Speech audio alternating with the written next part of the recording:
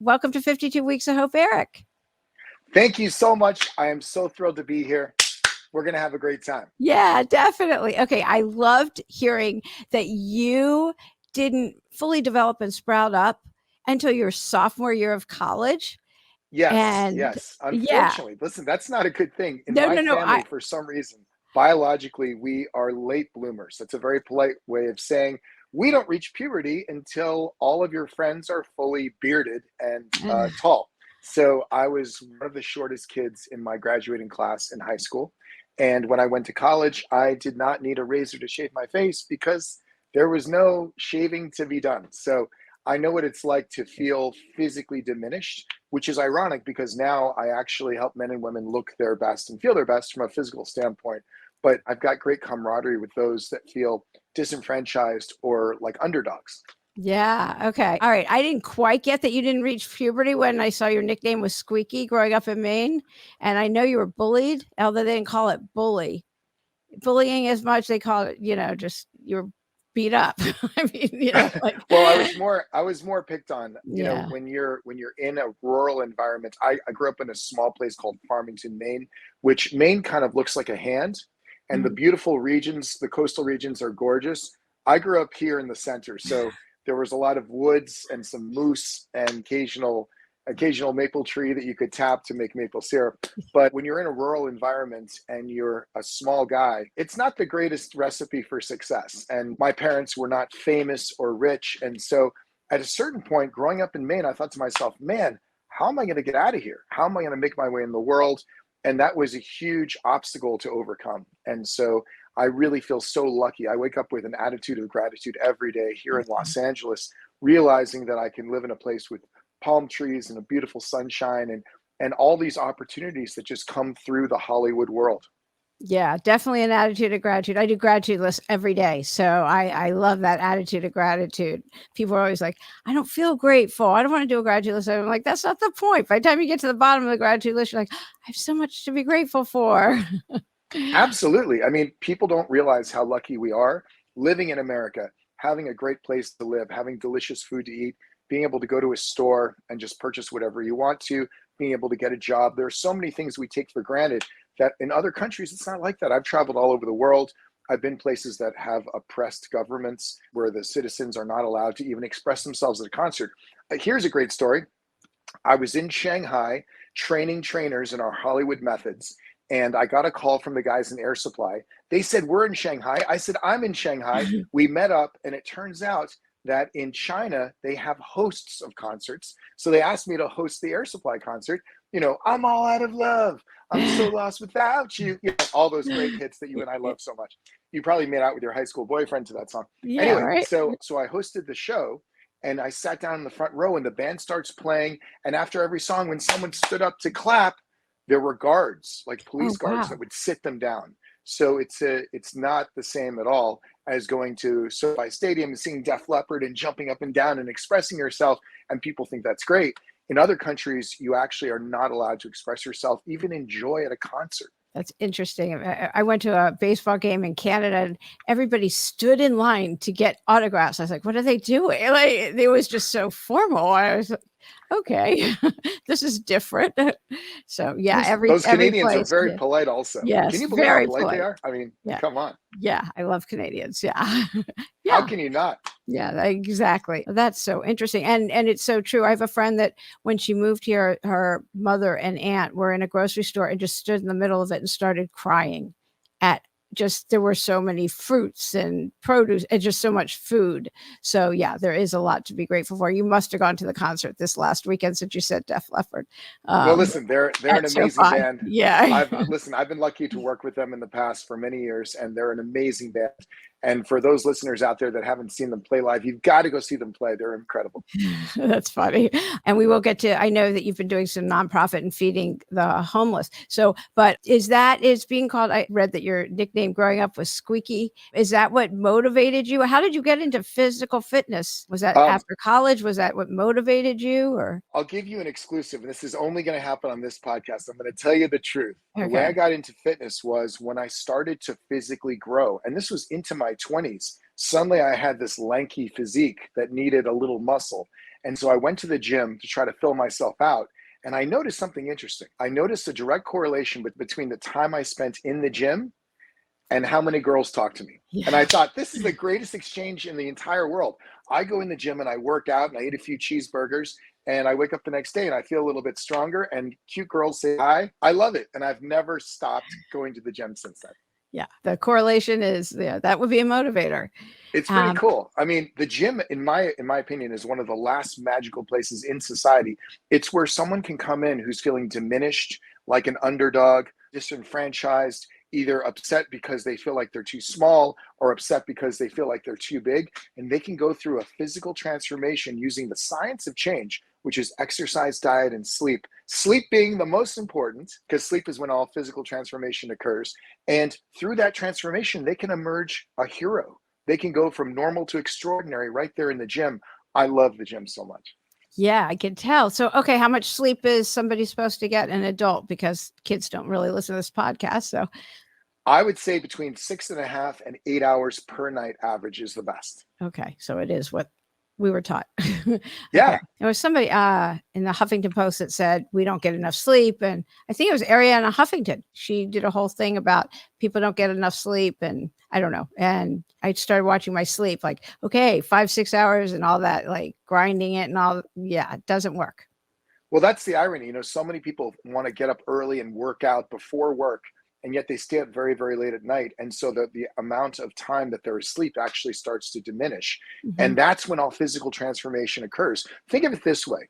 If I trained you, and I'm a great trainer, and we had Wolfgang Puck himself make the correct diet for you, you would not change unless you slept. Sleep is when all physical transformation occurs. So instead of sleeping less and working harder, go to sleep and stay in bed for a while. You'll wake up and you'll see the difference. You don't need a protein shake. You need a pillow. Yeah, that's very good. Okay. And how about plant-based diets? Are you a big advocate for that?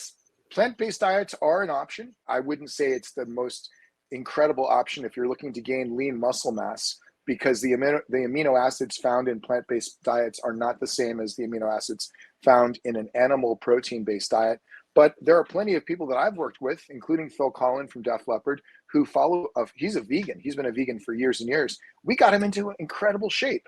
It really is a lifestyle. It's eating the right foods, it's sleeping at night, and it's exercising on a consistent basis. The consistency of exercise is everything.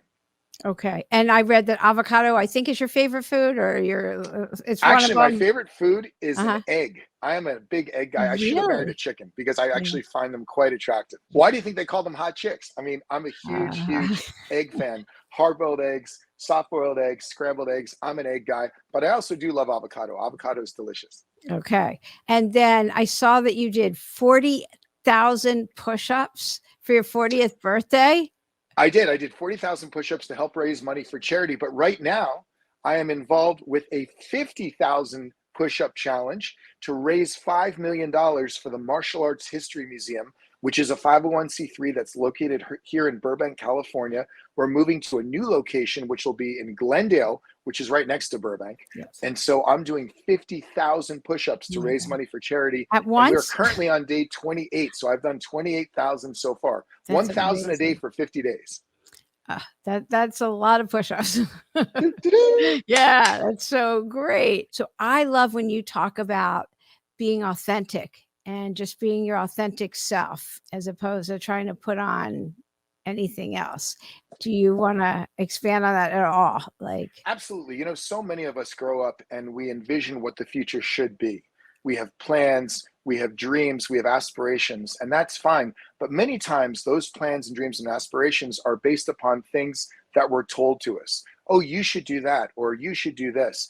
I find that instead of using your mind, if you actually follow your heart and you do things in your life that reflect your authentic self, you'll be much, much more successful. As a matter of fact, I'm actually following my authentic self in becoming a trainer and helping people on a massive scale. I don't feel like I go to work in the morning. I feel like I'm on a mission that's much larger than myself. So rather than working at a job your whole life, if you want to follow your passions and get paid for it, be your authentic self, follow your dreams, and listen to your heart, not just to your head. There's so many people, they're afraid to take that leap. They know they're doing that grind, but they're not fulfilled. What would you tell them? Like, take the leap, or or take baby steps? Or I would ask them a question. I would say to them, if someone gave you $100 million, so you no longer needed money, you had enough money to live, to give money to your friends, to eat food and do all those things, what would you do with your time? What are the things that interest you? And that list, those things that interest you the most, those are the things that you should be doing for your job. So if you love movies, like some people would say, I go to the movies every day. Well, you might want to consider a career in the film industry, because obviously you have a great passion for cinema. You know, some people say, hey, I would work out all the time. Well, that person would probably be the best personal trainer, because they love being in the gym. They love helping other people. They love exercising themselves. That's where I fall into that category, of course. But yeah, I think following your dreams, following your heart, and not just making decisions based on practicality, but actually having a vision of success that reflects what's within you, gives you a more fulfilling life. I love helping people. Yeah, that's very obvious. Okay, and then you talk about the golden rule of do unto others, Of and course. all that. Yeah. Well, I mean, you could say the golden rule is to do unto others as you would have them do to you. And that's a very, very true statement. But there's another golden rule that I have, and that is, what can I do for you today? Those are the 7 words I say to myself every day. I say to other people, what can I do for you today? What can I do to help? If you approach people with an open heart and with a skill set and you want to help them, it's a very, very good position to be in. Because my job, if you think about it, is to take some of the most extraordinary people in the world. They're already successful musicians and actors and celebrity chefs. My job is to make them better. And so it's really a service-oriented job. And I love being in that position. I love helping other people become better. This is why you're so happy. In the blue zones where people live the longest and the healthiest and the happiest, it's all about community and love and service. You have a community and you're Yes. helping others. It's all about love and service. So I'm also happy because I'm married to my best friend. Yeah. And when you select someone to spend your life with, and you have not only a romantic love, but you have a friendship, that's a big deal. Yeah, no, that definitely is. That's lucky. Yeah. Definitely. She's the best. Yeah. I feel the same about mine. Yeah. Awesome. Is your husband a lawyer also? Oh God, no. Okay. No. What does he do? Yeah. No, he's in wealth management. He helps people though. They're like, his clients have been his clients forever. They're family. That's great. Yeah, so he knows that feeling of being able to help someone achieve a specific goal and having them really satisfied and really happy. Absolutely. Yes. That's the best. Yep. Yeah. Yes. He is very much of a service mindset, and yeah, they've been his clients. His team has been together 25 years, some 15. Like they're family. Everybody's family. So yeah. Definitely. Well, very much like a wealth management person, I find that there are people that think to themselves, I wish I could do this, or I wish I could do this, but they don't know the pathway. So some people wake up in the morning, they're like, wow, I wish I could save $1 million. And someone like your husband would help them systematically do it over a period of time. I have people that say to me, you know, I've been acting for 10 years. I really love what I do, but I wish I could look like a superhero because I want to be considered for these roles. And I say, let's go. Yeah. And we change their diet. We change their exercise. We have them sleep some more. And then you see this physical transformation that happens right away. It's very exciting. That is. So I have listeners that a lot of them are between 35, 55-year-old females that are getting told you need some more muscle mass. You're thin, you need some muscle mass, osteoporosis and stuff that is happening. Right. Maybe you don't know any. That might not be your clientele at all. But actually, it is. Okay, it is my clientele. What would you? Yeah, you probably have all the skinny actresses. What would you tell them? How would they change their diet, or what kind of exercise, or anything like that? Well, for women specifically that want to gain muscle mass, they have to do 3 things. The first thing they have to do is they have to change their diet and eat more animal-based protein, because protein is the building blocks of muscle. So obviously, if you want to gain muscle mass, we need the raw material. It's almost like you're hiring me to make a chimney.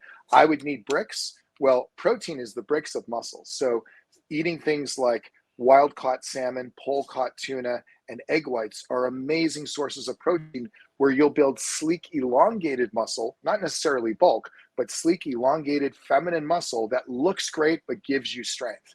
The second thing they have to do is they have to start using weights. So I would have them use weights and make sure at the top of the contraction that they squeeze. So as they come up, we don't want them just to mindlessly bring weights up and down.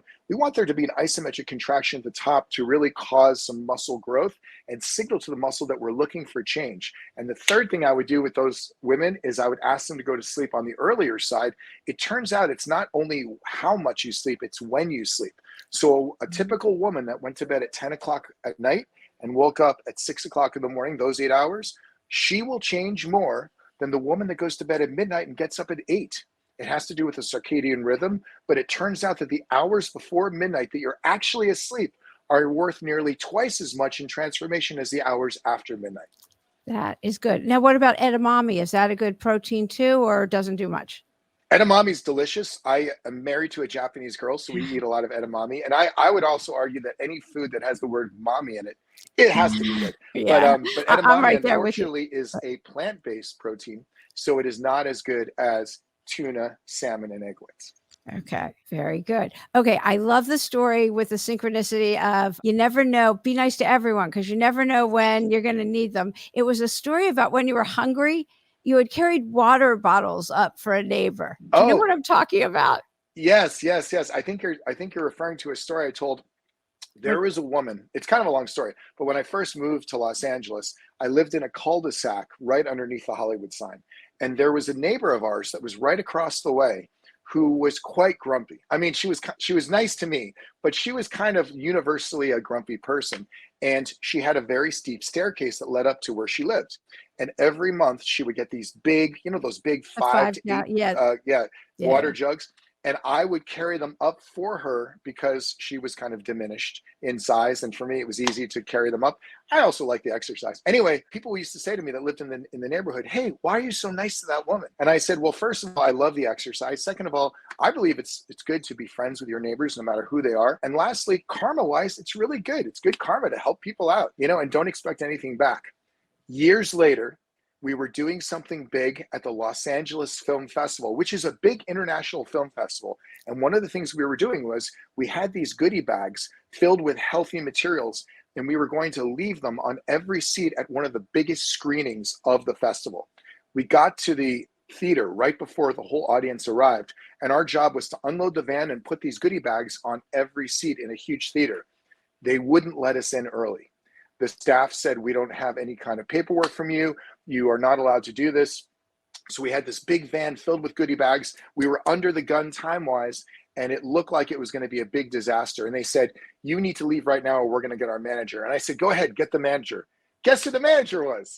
The grumpy girl from across the way where I used to carry her water bottles up. And she said, Eric, what are you doing here? And I said, we're trying to put goodie bags on all of the seats. This was already clear. There's been some misunderstanding. She said to her staff, whatever this guy wants, the answer is yes. We went in and we did it all. It all worked out. And it just proves it's always good to be nice to people because you never know in the future where they might come back and they'll be nice to you at a time that's very critical. Yeah, I love, and because it's true, you just don't know. And it is good karma. And what can it hurt? Somebody called me and she was all upset about something, and he might give her my secrets of how I do business. I go, so what? Let her have it. What's the difference? You should give everybody how you do it. Why should, but I figured it out. I go, so why should she have to? I totally agree. Tell her how you do it. Like, help her. Like, why is it a secret? I think there's great value in leading your life with an open heart and trying to help others. I can tell you that there are a lot of people in every major American city that at nighttime they can't sleep because they know that during the day they did something that was out ethics. They did something that was not ethical, or they feel like they're not being their true, authentic, nice self. They know that they did something to hurt someone's feelings. I sleep very well every night because I'm in the business of helping people. So at the end of the day, I go to sleep. No guilt, no problem. Yeah, she felt better after talking to me. She called and apologized and said, yeah, give her everything. Like, who cares? Right. Who cares? Somebody's going to give to you. Like, what's the secret? There's enough for everybody. The world's expansive. Like, who cares? Right. Yeah. What's the most common question that you're asked when people meet you and you tell them, well, it's probably obvious what you do? I think the most common question that I get is, how do I maintain my physique while living a very busy lifestyle? I travel a lot. I host TV shows. I'm always on the go. And they say, how do you possibly stay in shape? But what they forget is when I travel all over the world, by definition, I end up in a gym. So whether I go to China or Japan or the Middle East or Europe or wherever I am in the world, I'm going there most likely to go to a gym. So for me, it's sort of built into my lifestyle to stay in great shape. I also love working out. I mean, the notion of getting a chance to exercise every day puts me in a good mood. You know, when you work out, these endorphins are released in your Yeah, mind yeah, yeah. that are so powerful antidepressants that huge pharmaceutical companies have never found a pill that matches those strong endorphins that are released in your mind when you exercise. So I can tell you that I'm in a pretty happy mood the whole time. And lastly, as you know, I'm on a mission of service. And so when people talk to me, oh, you're such a great trainer, I'm only as good as my ability to change others. So it's really not about me. It's about me honing my skills to help other people become incredible. And I like that dynamic. I like to prove myself by pointing to different men and women and saying, I made that, I made that, I made that. Yeah, yeah. Yeah, that's pretty amazing. Now, how about when you go to different parts of this country when there's no healthy food?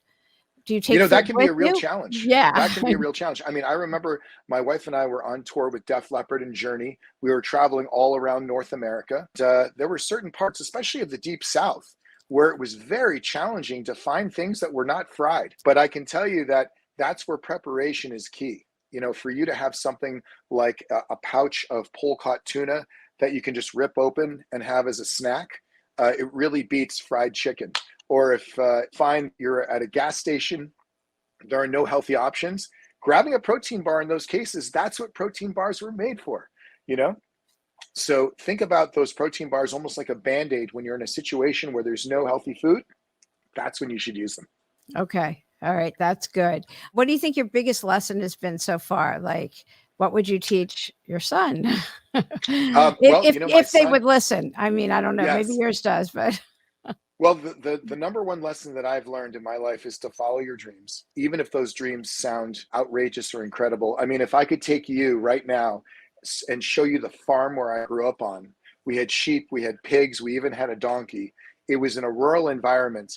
To tell you that this little boy was going to grow up and end up in Hollywood working with some of the biggest celebrities in the world, that was a very, very small chance. And it all worked out. So I say you have to believe in yourself. But along those same lines, my piece of advice that I would give to your viewers is find someone in the world that's doing what you want to do really well and study with them. I mean, I'm a martial artist. I started martial arts when I was 10 years old. I'm now 53, so I've been doing combative martial arts for 43 years. And in that time, I've studied with different senseis all over the country, and I've learned different things from different martial arts instructors. And so if you use that model, let's say you want to be a great singer, let's say you want to be a great painter, let's say you want to be a great trainer, whatever you want to do, find someone in the world. And it's very easy nowadays with social media to find people that are excellent at what they do.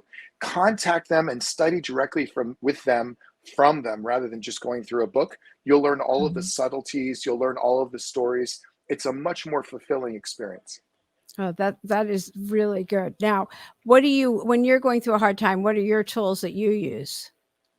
You know, when I'm going through a hard time, I do three things. Number one is I talk to my friends and family and ask them for advice, and I can always count on them. I've got a very close knit inner circle, and I feel really lucky to have them. The second thing I do is I exercise, because many times when you're exercising and you just let your mind relax, you find that your thoughts wander, and sometimes you come up with great, great concepts that you wouldn't just sitting there trying to think.